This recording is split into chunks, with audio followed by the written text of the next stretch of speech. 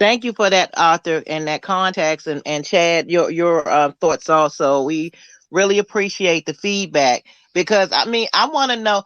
I mean, by a show of hearts or hundreds or fists or fire, whatever you emojis you put up, how many people on here are for direct cash payments to our people for reparations?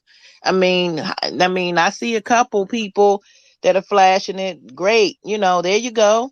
I mean, direct cash payments is what we supposed to get. We really went over and we have it in the Jumbotron, the Body People Media. Y'all could keep flashing it because I'm just talking right now. I like that because I really rarely even look at the screen when I'm doing this. But we have Body People Media where we went in and we're doing a breakdown of HR 40 and we're talking about this thing. And they're talking about no direct cash payments. They're going to be discussing everything behind closed doors. And that's what they're talking about. And it's like we're not supposed to. Queen Mother Moore is telling the general public, us, how valuable we are. If you're reading this document, there's no way you can feel ashamed of yourself as a freedman. There's no way you can feel like that you're less than anybody else if you're a freedman, or if you I'm saying freedman as the descendant of chattel slaves in this country. She's saying chattel slaves. She's not ashamed to say slaves because that's how she spoke. She's not. This is not a time of political correctness. I didn't come up in political correctness. And actually, this document came out before I was born. And I just want to thank Arthur also on giving us the opportunity to break this thing down. Okay, I'm going to continue reading. We are on page 7, Poverty, the Results of Chattel Slavery. Therefore, consider. Okay, I'm sorry. You had something to say, brother? Yes, I really quick. I mean, nothing else makes, to me, in my opinion, nothing else makes any sense but direct cash payments. I mean, we're getting eaten up by generational wealth. I travel a lot around this country, and I see it in every major city where the white population, I'm talking about the downtown area, has everything. And they hardly do anything for their wealth. It's all being passed down generational, and they're gaining their wealth through financial markets and financial products. Nothing else to me makes any sense but direct payment. That's all I have to say. All right. I thank you so much for that. Yes, I agree with you. Nothing else makes sense. It's like, why would you want an entity that's handling your money in order to manage it? I mean, it's a slap in the face. It's an insult. Queen Mother Moore is saying that we are talented and we are intelligent, and she is advocating for us. She's not saying, hey, we need money managers in order to manage our money. And I'm sure we're very sophisticated now as we were in 1963 and being able to make sure that we handle our assets and our liabilities and are able to make a balance sheet work for us. I mean, we are the people that know how to take a head of cabbage and some onions and rock that into a meal. We can make all kinds of food from just the basic things and learn how to scrimp and save. But it's why are we still having to scrimp and save? So thank you so much for that, brother. I'm gonna continue reading. I'm sorry, I get caught up and passionate. And I love great comments. Thank you all for this. Therefore, considering our present intolerable status here, the future, if there is one, rests on the solution presented. The demand for reparations must come the first goal of every African American. History substantiates the justness of our. Wait a minute. Okay, go ahead. Wait a minute. Check this out. Okay, 1963, right? Didn't you just say that she said that, what page are you on? I'm sorry. What page was that? I'm on page 7. Page 7? First paragraph. First paragraph. Okay.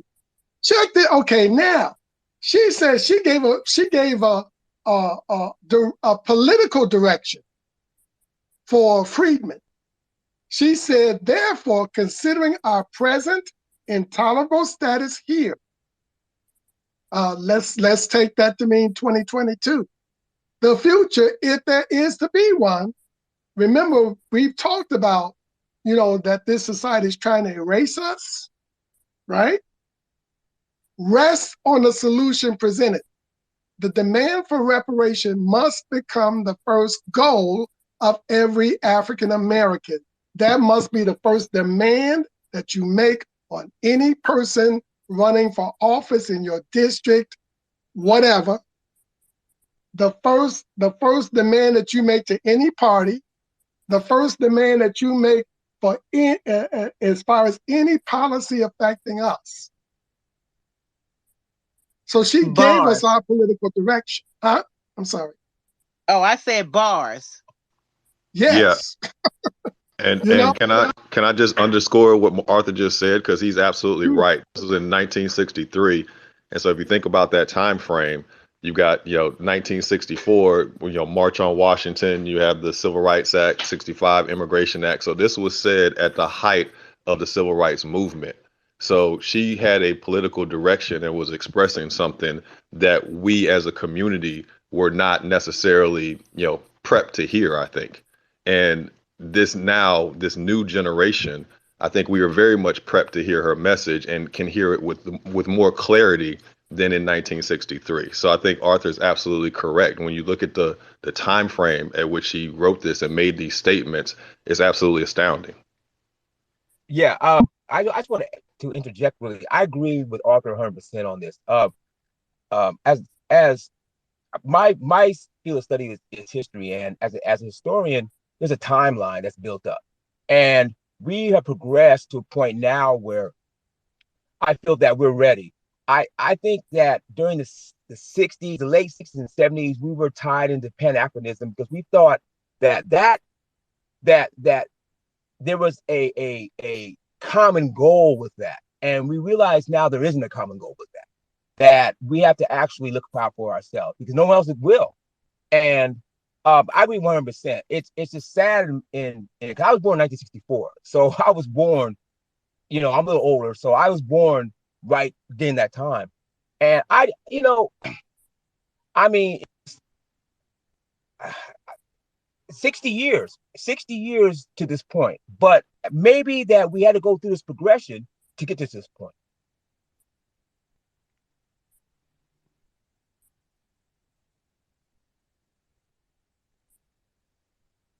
I'm sorry, I can't. Is he still speaking? MDV, are No, you still speaking? No, I'm done. Okay, all right then. Okay. I heard most of what you said. I think you had landed. I mean, if you land or dock or whatever, then just you could. But I mean, I just didn't hear you anymore. I didn't. I hope you weren't in the Matrix. But yes, I agree with you. Absolutely. Angie, did you want to come in, sis? Sure, at any point. Okay, let me finish reading this and then you can. Angie's going to take over, guys, when I get to claim for reparations filed. Okay, so I'm going to continue reading, and we're on page 7 on second paragraph. History substantiates the justness of our claim. However, of all the people who have received reparations for wrongs committed against them, none of their claims are historically, morally, compelling as the demand for reparations for the descendants of American slaves. In view of the foregoing, we are descendants of those Africans uprooted from our homeland, transported to this alien land, and here forcibly made to labor without pay for centuries through the sponsorship of the USA, do hereby set forth the following claims and demands as embodied therein. Thank you. Angie? Here we are. Claim for reparations filed.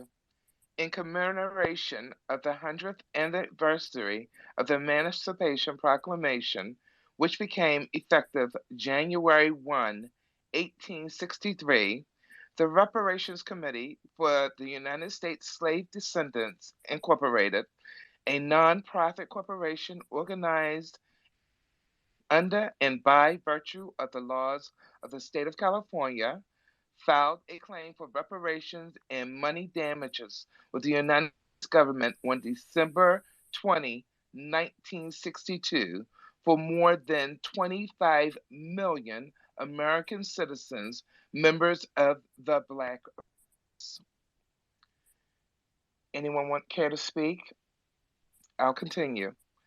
The first cause of action as filed set forth and proceeds ensues on behalf of and for the benefit of a class consisting of approximately 25 million Americans of African descent whose antecedents and ancestors before them until 1863 were held in cruel and inhumane slavery.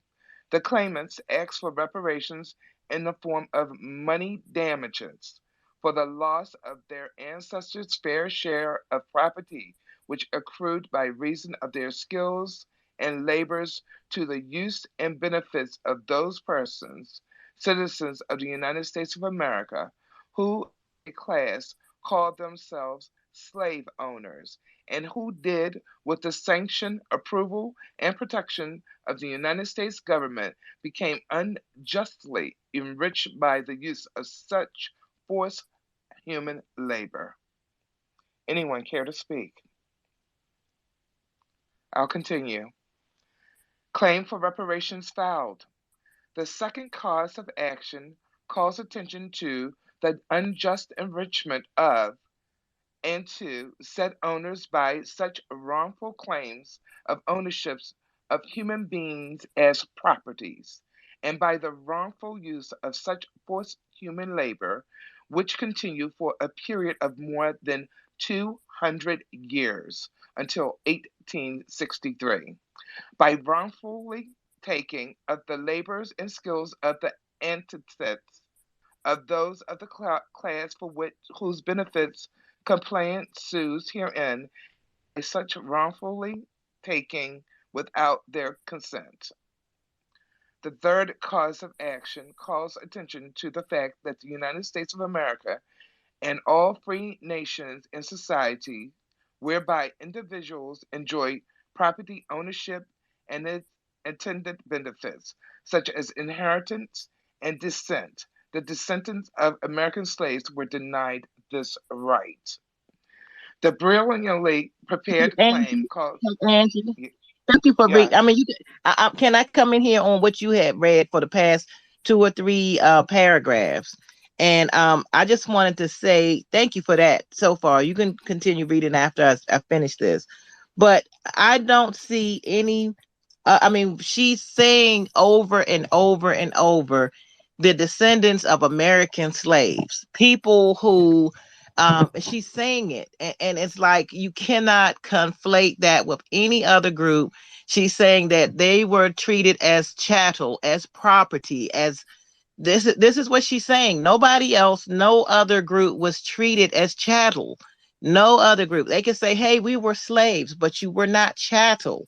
You were not treated as a property, as a animal or something along that line, a tool. You were treated, well, you were, that means slaves were tools. They treated you like whatever, but they didn't look at you as you were a field animal. So that, and she's saying that over and over again. So I just wanted everybody to, just to reiterate that. Thank you, Angie. Continue. But much to your point, she also stated that those descendants who owned our ancestors are still reaping the benefits today. I mean, again, lineage does matter. I'll continue. The brilliantly prepared claim calls action to the fact that slaves and their descendants has contributed to the wealth of the United States and at the same time remain impoverished economically, weakened culturally, and demeaning, referring to the fact that the United States is a signature to the International Organization of United Nations, which charter and conventions prohibit cruel and oppressive treatment of any racial or ethnic group. The claim sets forth that various states within the domain and under the central power control of the United States government since the Emancipation Proclamation have violated and continue to violate the express provisions of the federal Constitution and supreme laws of the land, including the Charter of the United Nations, which is otherwise known and recognized as a crime of genocide. And I might add that is in capital letters.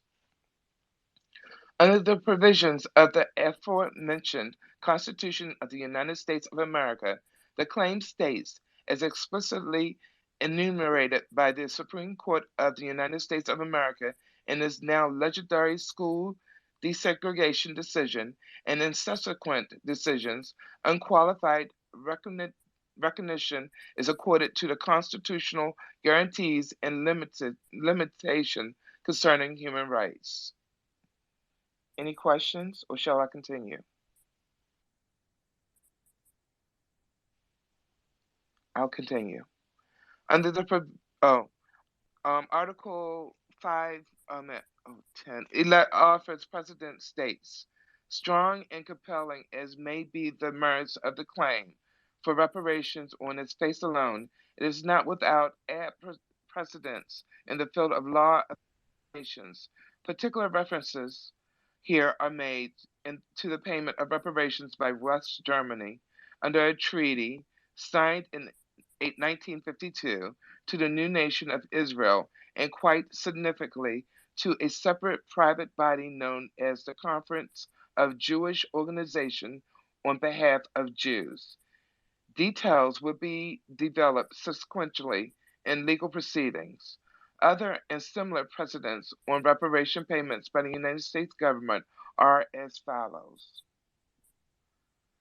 The definition of reparations: amends or compensation for the loss or damage.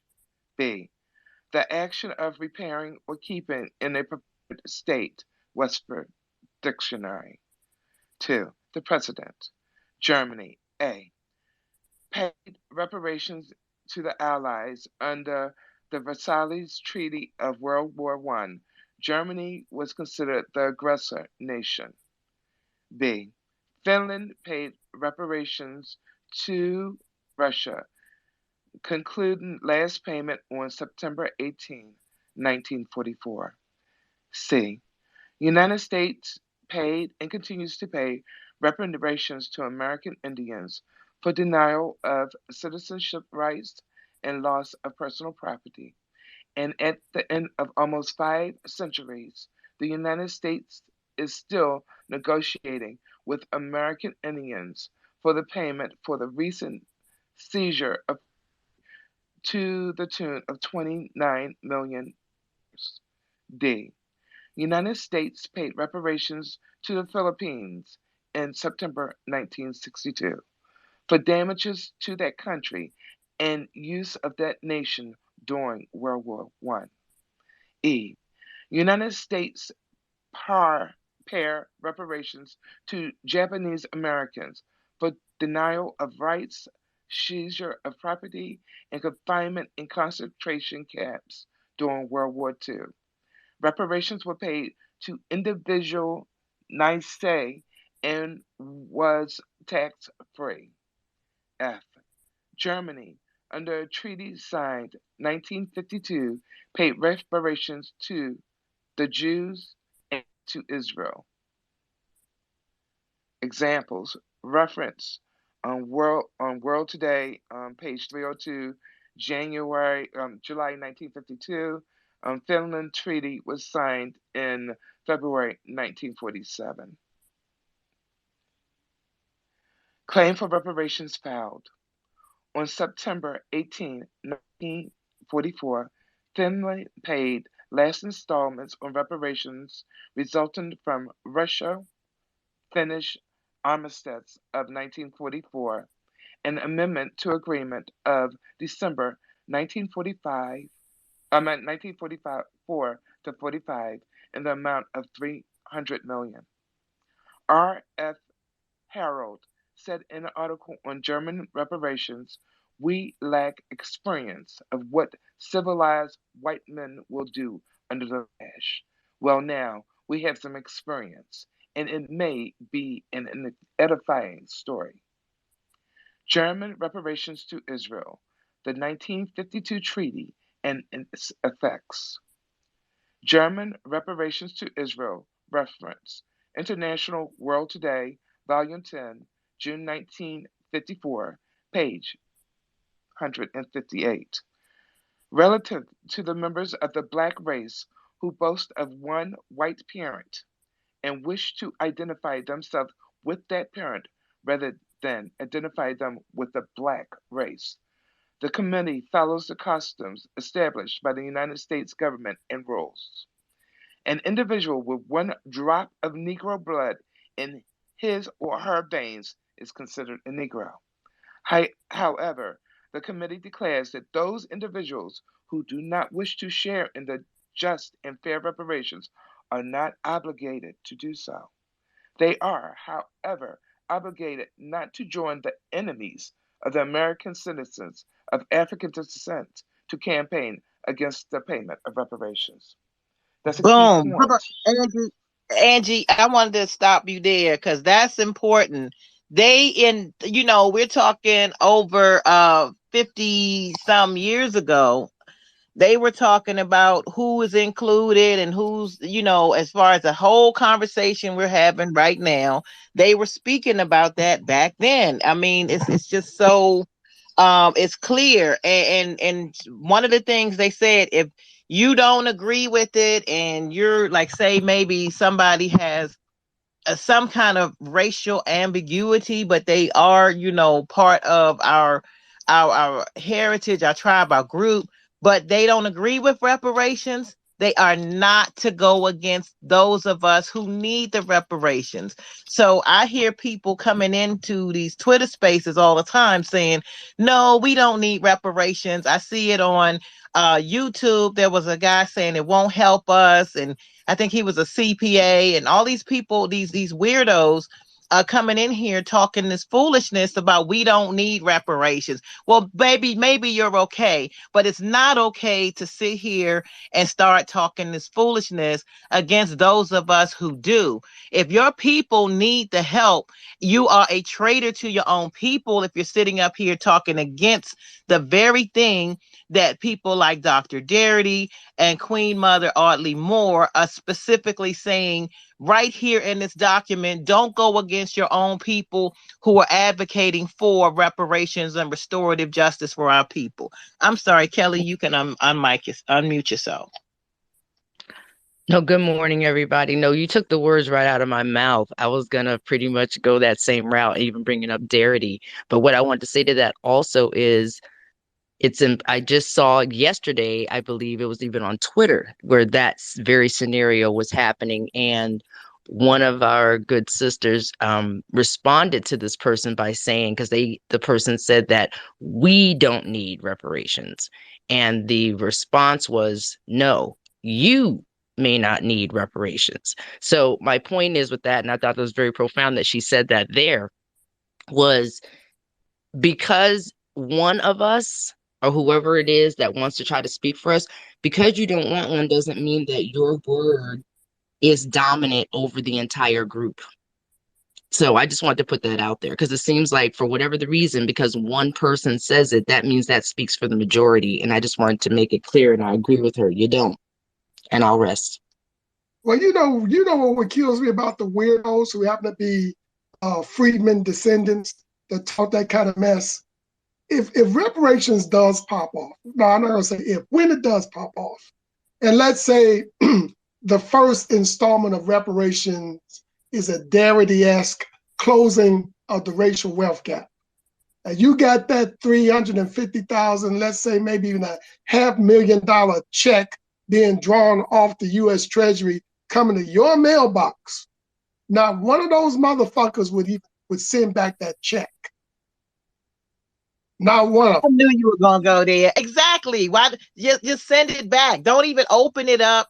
send it back and say no thank you on your envelope. Don't take your money. It'll be a direct cash payment directly to your bank account. Just return it. Just return and say, no, I don't want any part of it. I know it's tax free. I know it's for but or whatever you want to do with it. But don't sit there and be a spoiler for your own people. That's making you a traitor to your own people. Yeah, So don't I advocate. don't be a spoiler. Don't be a spoiler before it happens, and don't be a hypocrite after it happens. Oh, they can be a hypocrite all they want. I subscribe and they can say whatever they want. But I subscribe. I mean, I want to advocate that somewhere in our, in our justice claim, that those that are speaking like this need to go ahead and fill out a waiver, waiving that they want anything to do with it, so that we don't even have this kind of situation visiting us or revisiting us later. And I'll rest. Thank you, I agree Kelly. with that, Kelly. I agree. Yeah, I agree. Yeah, absolutely. I mean, there be exactly. Cap 72. You have the floor, sir. Thank you. This is a great show. It's a well needed one, and I echo the point of those who don't want reparations. They can waive not to get it, and I think there will be a process of when we do get reparations. There will be a process that you have to go through to get reparations, and those who don't want it, they don't have to go about getting it. I think sometimes we think that once we get reparations, all 33 million of us will be qualified to get this check. I really think that it's going to be those who are probably in this room and the real reparationists, that we're going to be that slither of people who are fighting to get this reparations, and we will be getting reparations, and those who don't want it don't have to get it. I'm not under the idea that once reparations passes, that those who do not go through the particular qualifications to get it will be getting it. So it's still going to be a choice. That's what I'm saying. I don't think it's just going to be willy-nilly that you're black and you're freedmen and you're going to be getting a check. If you don't go through the proper channels, you won't be getting anything. And so for those who don't want to get it, that's on them. That's not on us. And I'll land right there. Real quick, thank you so much, brother. There was a gentleman that worked at in one of the institutions, I'll say in the DMV. I'm not going to say which one, but he had been a gentleman that's a freedman, worked in this job for many a decade, retired, and he basically was getting his unemployment, his retirement check. And, he took his life savings and gave it back to the company that he worked for. He didn't give it to any institution or whatever the case may be. He didn't give it to a needy family. He gave it back to the place where he was working, which is a federal government institution. With that, I'll say there are some of those special people who do things like this, which we will never, ever, ever understand. But why not give that into something, an institution or a family that was needy or whatever the case, adopt a family that's a freedman family or something. But there are people out there that are like that. But why didn't he just work for free? It just doesn't even make sense to me. And on that, I'll land. Angie, if you can continue reading, ma'am. I apologize, Logic. I apologize, Logic. I didn't see your hand. I didn't see your hand. I don't look at the phone. I apologize, Logic. No, it's all good. That was a very good point right there that y'all brought up about, reparations, and some people who are in the actual qualified group who feel that they don't want it, so then they advocate against it. And I think that was a great provision in the Queen's document, saying that you have an obligation to not oppose us, right? That was very important. And if you understand, like we're still dealing with that today, but that really speaks to people's individualistic mindset and them separating themselves from the collective group, right? And so, and just like the examples you gave, Ross, there's many things you can't do with that financial increase, right? And who doesn't want positive increase? I mean, I'm really in line with Arthur Ward. I don't believe these people when they say that. Like, even the richest people are not going to turn down positive increase. That just doesn't make any sense. No matter what your wealth position is, you always are trying to increase it. And so, but one thing I thought was really important when I think it was either Ross or Angie who was reading the definition of reparations, and they were talking about all of the different acts of repair and financial installments. And so when you look at reparations holistically, if you feel like your financial position is good, what about all the other things reparations is designed to repair? And so how are you against the repairing of certain things? Now, the examples given was that, how in war-torn countries, the aggressor was charged to repair the infrastructure there. And when, certain land that was taken away was given back, right? These are all reparative acts to restore or maintain the condition or quality of a people. And so when we talk about that, why would you be against that when we have the evidence of the freedmen's land being taken by force, freedmen towns and villages being burnt to the ground, with complicit government action, us being driven out of our homes and businesses due to white mob violence and domestic terrorism? Why would anyone be against repairing that kind of damage? And so I think when we talk about reparations, it's important to say, well, you know what, you may not want the money, but why would you speak against the holistic repair of our people? And again, I don't believe that they don't want the money. I think that's bullshit. I think that they just enjoy being at an elevated elite token Negro position in society, and they don't want to see other people join the fray when it comes to that. But I just really would think people are not thinking about the whole holistic repair. And when I think about reparations, I'm thinking about the repair of damages. And who doesn't want damage to be repaired? And that's all I had to say about that. Good job, good discussion, good education, y'all. Keep it up. And much to your point, Logic, just like a certain ethnicity like to look down on us, specifically our lineage, I think some within our own lineage only seeks to look down upon their own. And that's unfortunate, because I think people that would deny need for reparative justice, for reparations, especially for cash payments, specifically to our lineage, is selfish.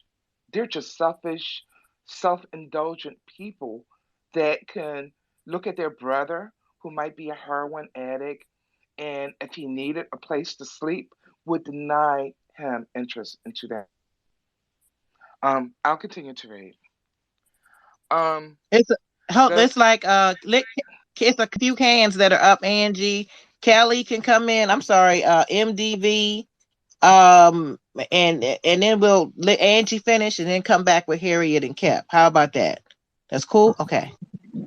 Okay, I'll be quick. I'm Okay. sorry, you guys, because this little patch right here really got me when I read it on my own. What I wanted to say was just the similarities. Well, imagine what they were going through at that time period when Queen Mother Moore wrote this. So what did they encounter? I just imagine what was being said, or what were the tropes that were being put out there. And also how with Dr. Darity's From Here to Equality, how he further specifies on this. And he doesn't speak to the people that are speaking against it, but as far as how to identify, he goes further with that, which I thought was interesting, and says if you actually, what you actually identify as. But Queen Mother Moore was going there. She just didn't get all the way there. But I understand what she was saying. I just wanted to make that point.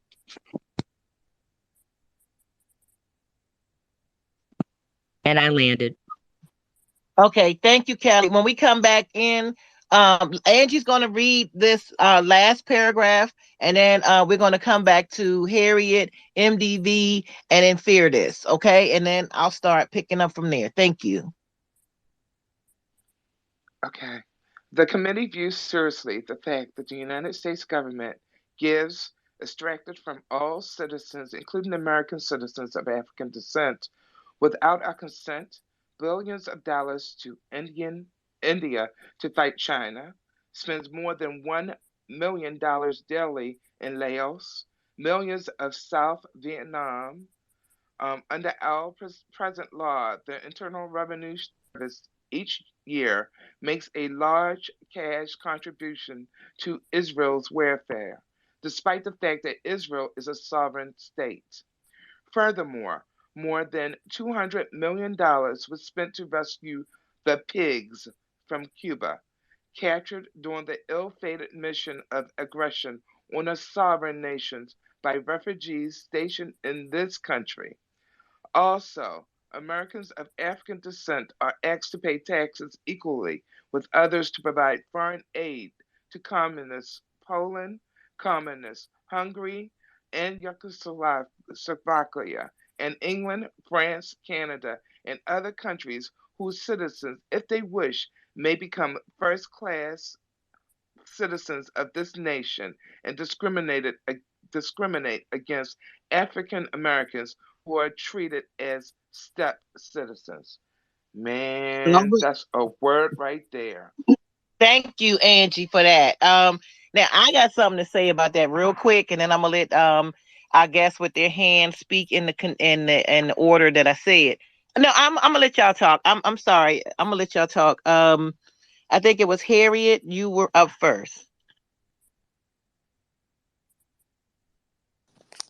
Thank you. I appreciate you for letting me speaking. And hello, good morning to everybody. I hope y'all doing well. Yes, I just think, I think honestly, I'm just gonna come off the cut. I'm just gonna shoot from the hip. Pan-Africanism has been nothing but a ploy to subjugate foundational Black Americans, us of a unique lineage, to white supremacy. And it benefits those who are a part of the boule class and don't want to lose their proximity to whiteness. Pan-Africanism in America has been a one-way street for us that we going down the wrong way and we getting hit and ran over. And it will never work for us here. And we have lots and lots of proof of that. Somebody in a room said that this is a conspiracy. This isn't a conspiracy. This is a concerted effort to keep us in the position that we are in and continue to keep us down in America, making us human, socially engineered slaves to the bottom caste in America and staying the bottom caste in America, riding our coattails, snatching our lineage, not wanting to give us direct cash reparations so we can stay in the condition that we are, so they can all lives matter, anything else that have to do with reparations, so they can gain access to it, keep us down financially, politically, and keep further subjugating us to white supremacy. And I will land my Tuskegee Airman plane. All right now, brother. That's what I'm talking about, brother Harriet. What's that? Harriet's gun? I know that's right. Now, this is the thing that I wanted to get people to understand too, brothers and sisters on this. Let's juxtapose what was spoken, what Angie just read, talking about communist Poland, Hungary, Yugoslavia. This was the Iron Curtain that the Soviet Union was back then. Let's juxtapose that to today. You see more people talking about they want to go over to the Ukraine, which was part of the Soviet Union. And that's all that's on the news. It's talking about Ukraine, and what's going on with Russia and Ukraine. And we got our own people losing their minds on Ukraine and these colleges, HBCUs, that are allowing Ukrainians to come to Hampton University, HBCU, and come tuition free for the summer. And we're trying to get you in here. What about Hampton University and these HBCUs doing that for some of these families that have lost people to police brutality? What about doing that and extending it to Tamir Rice's mom, who lost her son because the police came up and in 2 seconds shot her son in a park in Ohio. That's an open carry, constitutional carry state right now. What about doing some of these kinds of things for our own people? And Eric Garner's family, his sister, before she had passed, why not offer relief to them and letting them come to the schools and universities free of charge, tuition free? I'm on my soapbox. I'm gonna step down, but I'm gonna let MDV and Cap come in. Please stop me, MDV. Yes, thank you, sister. Yeah, I agree 100% with that. I'm just going to tell you what I see on a daily basis. As far as, first of all, I want to just reiterate, I agree with everything that Mother Moore was saying as far as her itinerary for reparations. It's spot on. That's number one. Number two, I see it every day what white wealth brings them. I see the generational wealth every day downtown, every day. These white people are living like kings here, and we're still living like paupers after 450 plus years. Um, Man, but to me, I'm gonna call a spade a spade. I think that anyone that goes against reparative justice is just a straight out traitor to our people. I mean, I ain't gonna cut no corners with this. I'm not going to soft soap this. They're just traitors to us. And personally, I think they ought to be purged. Not hurt with any physical violence, but political violence. I think they ought to be pretty much ostracized from our community. I mean, I just really feel that. So my point being is that if we do not have reparative justice, and I'm going to say, I'm looking at it, and I'm an older kind of cat. So I'm saying in the next 20, 30 plus years, we're not going to be, I mean, we're all going to be on the streets out here, man. I mean, I say less than that. I live in Portland, and I tell you, in Portland, it's been going on for the past 20 years. They're moving into predominantly Black areas as we speak, buying everything up, gentrifying everything that's around us, and I don't see us digging out this hole. So I'm gonna land with that. But yeah, I mean, I love this discussion. I love what everyone's saying, and yeah. All right, thank you, brother. I'm going to go to Cap and then Fearless. And I'm a daughter. I see you in there, sis. Welcome, and I'm gonna get into the close this out, and I'm gonna call you up. Okay, sis. Yeah, Okay.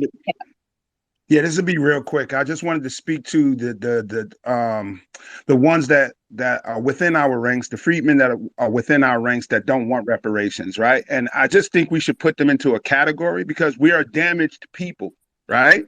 And being a damaged people, you will get outcomes such as Uncle Ruckuses and people like that because that's damage. And we need to put that in the category as damaged goods. We don't have to ostracize them. This is what happens when people go through what we went through and they come out on the other end. And we need to qualify that as damaged goods because even other people don't understand what that person is talking about. Even a white man can't understand an Uncle Ruckus. You understand? Because like Logic was saying, how do you not want increase or benefit? And only a damaged mind can actually feel like that for the rest of the population. So we just need to put that in this category as damaged goods. And that's something that is something that's going to happen because of the fact of what we went through in slavery. You're going to get a bunch of people like that. Now, I'm not talking about these Pan-Africanists and people who come over here. We know what their agenda is. I'm just talking about the ones that are freedmen that date back to have parents that date back or ancestors that date back to slavery. I'm really talking about them. And so that's just damaged goods. And we really need to call it out and put them in the category as damaged goods. Thank you, brother Cap. 72. I'm a tiptoe in here real quick, brother Fearless, if you and let me indulge me on this. I remember during the testimony for HR 40 in the room, and there was someone that actually testified for HR 40. And I'm not going to mention names. Y'all can go back through the records and find out. I'm going to give y'all that research to do. But they basically stated how they were for reparations. Oh, not for me, but for others like me.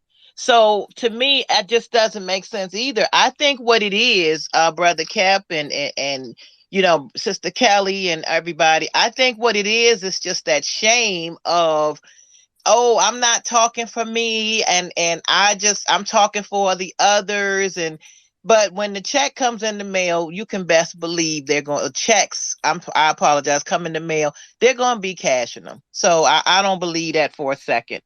Fear this. Yeah, hey everybody. I'm glad to see this. Good space, good space. But I think you know what? There's some really mental blockages that people have, and they don't know how to think outside of the box.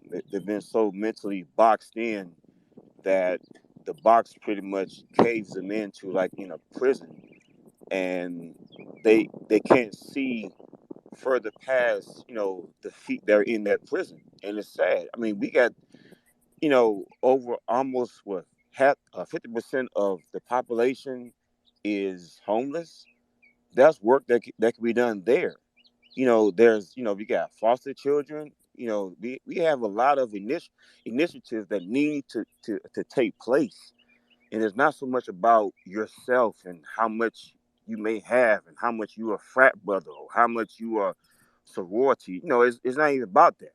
It's about how can you be more instrumental in your communities and at least start to make the wholesome well of our people whole better.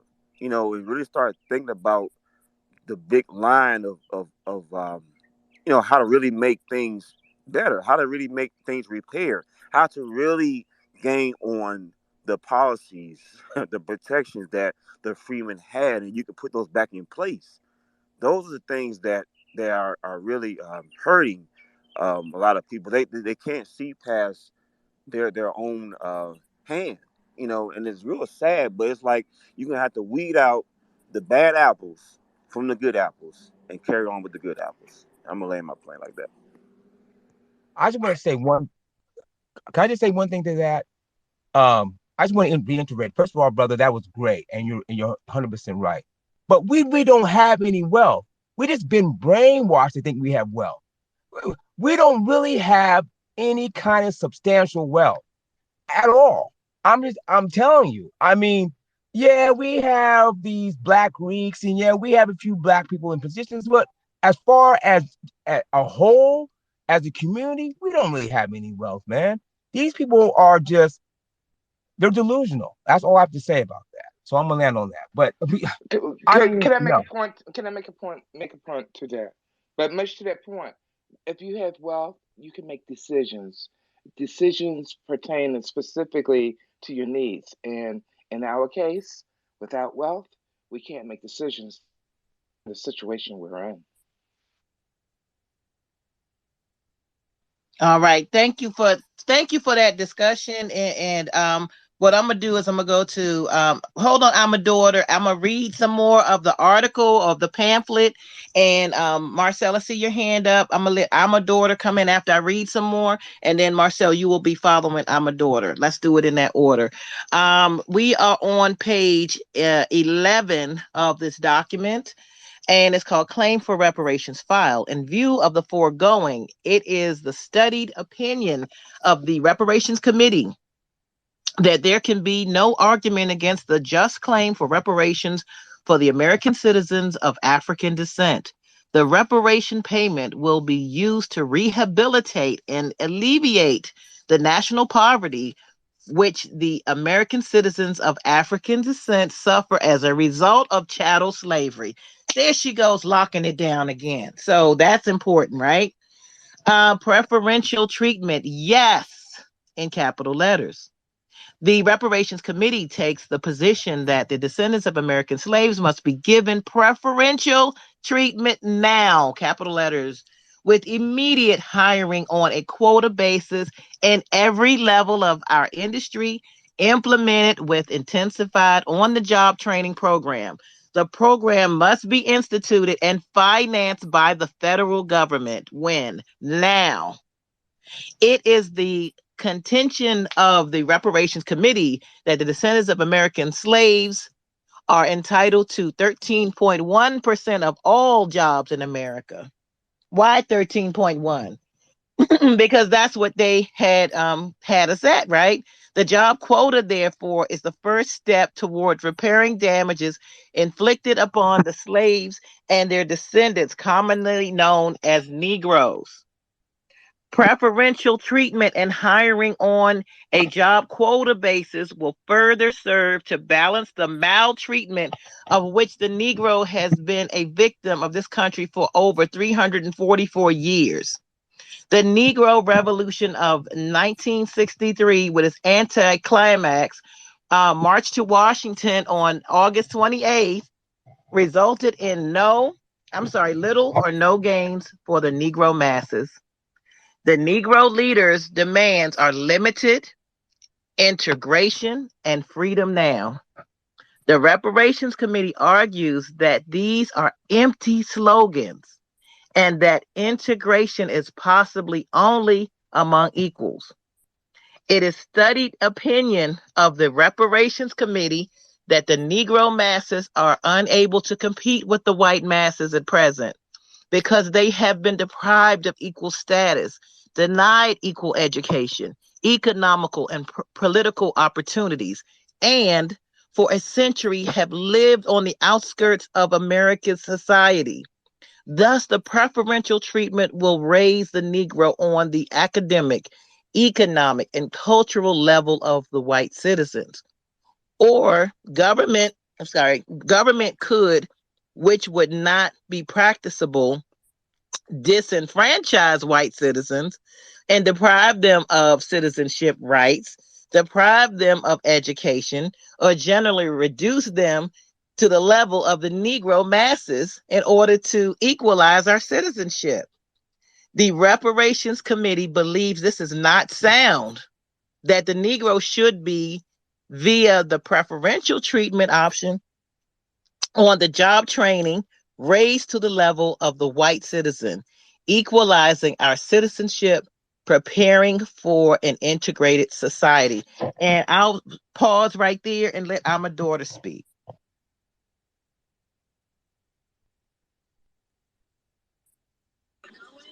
Good morning, Roz. How y'all doing? Good morning, Ruby. Good. Can you hear me? Yes, I can. Okay, because I'm driving and I might get caught up in the matrix. I'm on my way to church. But this is what I wanted to say.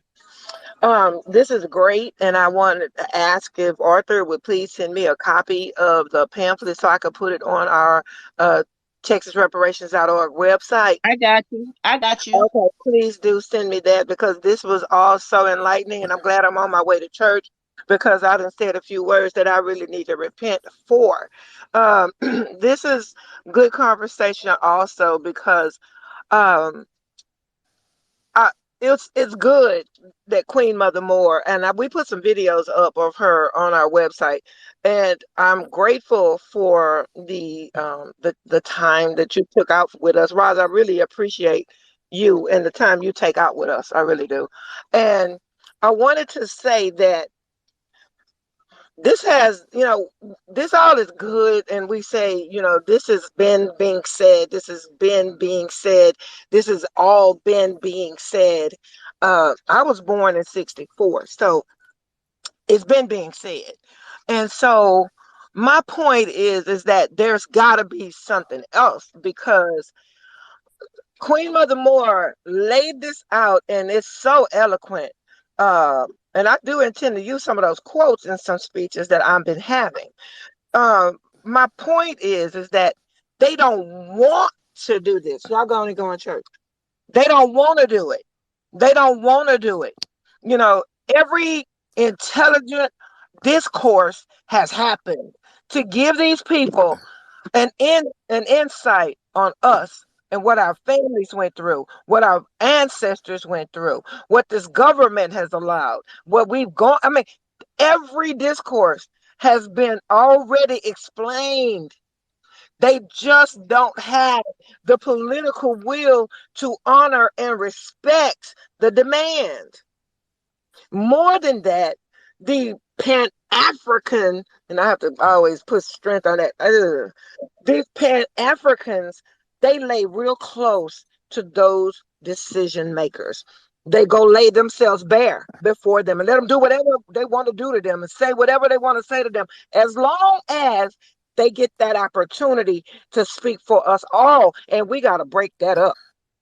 We got to break that up, because these Pan-Africans have now gotten into the seat of the political powers that can make decisions like this for us. And now they understand that erasure is not going to work. We picked it up. We understand. I just get tired of operating behind the 8 ball. Every time something is happening, we're reacting. Ruby, are you in the matrix? I just wanted to dovetail on what you just said, because I think you're in the matrix. But yeah, and it's unfortunate that that's happening, because y'all remember Nancy Pelosi and all these people cosplaying Wakanda, and they're on one knee, and wearing the African garb that you got to go to a specialty store to buy. I don't even know I know where they probably could have purchased it, but they don't dress like that. We don't walk around wearing that. These people are cosplaying Wakanda, and it just does not exist, and we can't fake like it really does. Marcel, real quick. Hey, Ross. Hello, everyone. I want to piggyback on what I Am Daughter said. She is absolutely right. We have more than enough evidence to justify us getting reparations.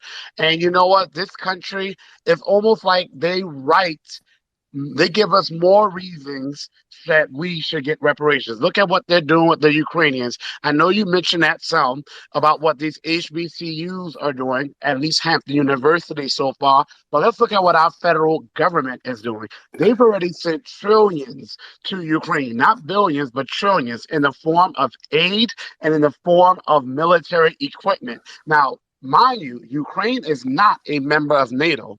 Okay? And like you brought out, Ukraine was once a member of the Soviet Union, meaning it was once an enemy nation of the United States of America. And it is honest to say that Ukraine, the government at least, has a huge issue with Nazism. So it's not surprising that our country would support them, because our country has always loved a good Nazi. Okay? But the fact of the matter is, that's just more evidence. When they come to us and they can't take reparations, we can just say, but you can find money for everything else. Now, I have something that's happening down here in South Carolina. South Carolina doesn't have a huge media machine at all. So a lot of things that happen here in South Carolina really makes mainstream news. But I have a candidate who's running against the incumbent, and that means he's running against me as well. And he's running on a platform of against reparations, that reparations is a handout.